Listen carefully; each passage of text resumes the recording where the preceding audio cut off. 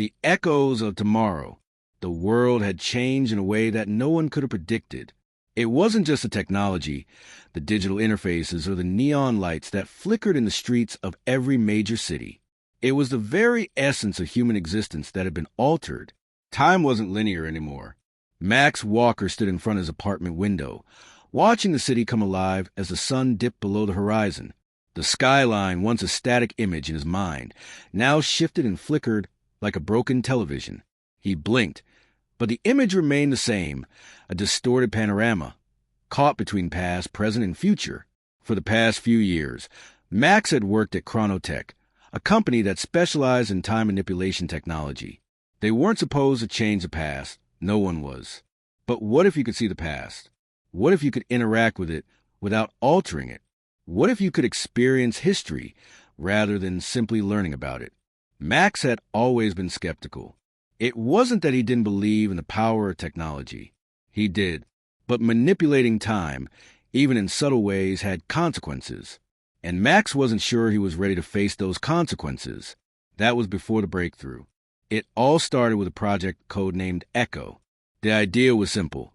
Create a device that could access and visualize specific moments in history, showing them to a user in real time. Like a virtual reality trip through time, but with the raw, unfiltered truth of events as they had happened. No tweaks, no changes, just pure history. At first, it was just a tool for historians and educators. But as with all things human, someone had to go and push the boundaries. Max had been the one to push those boundaries. When he had first tested the device, he thought he'd just be watching the past. What he hadn't anticipated was how real it would feel. Standing in ancient Rome, watching gladiators fight in the Colosseum, feeling the heat of the flames from the Great Fire of London, hearing the hushed whispers of the crowd as Neil Armstrong took his first steps on the moon. The device didn't just show history, it made you feel it. And that was when Max realized something terrifying. The more you experienced, the more you became a part of it. The lines between the present and the past began to blur. One day, as Max was adjusting the echo settings, something unexpected happened. He didn't just view the past. He lived it. His body was still in the lab, but his mind, his consciousness, had somehow been transported back to the moment he was observing. It was a strange sensation, like waking up inside someone else's life. He could hear his own breath, feel his heartbeat, but he wasn't in his own body. He was in the past, living out the moment of history, as though they were his own. The first time it happened, he was observing the assassination of Archduke Franz Ferdinand. The moment the gunshot rang out, everything went black, and then, without warning, he was there, standing on a crowded street in Sarajevo, witnessing the moment that would spark the First World War. Max tried to fight it, to pull himself out, but the world around him was too vivid, too real. His consciousness was caught in the past, and no matter how much he struggled, he couldn't escape. When he finally returned to the present, his hands were trembling. Sweat beaded on his forehead. What had happened? Had the device malfunctioned? He quickly turned off the machine, trying to shake off the feeling of disorientation. But it didn't stop there. The next time he tried the device, the same thing happened.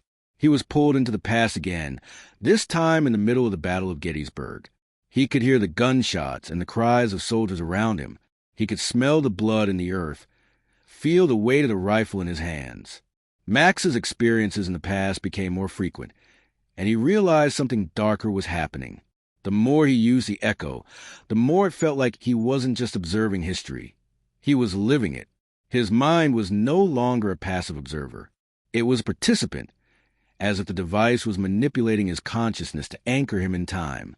Max knew he had to stop, but it wasn't easy. The past was so intoxicating, so real.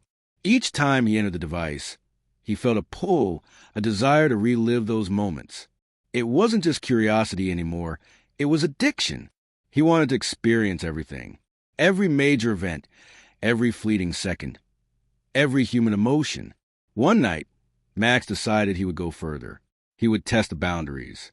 What would happen if he tried to stay in the past longer than he ever had before?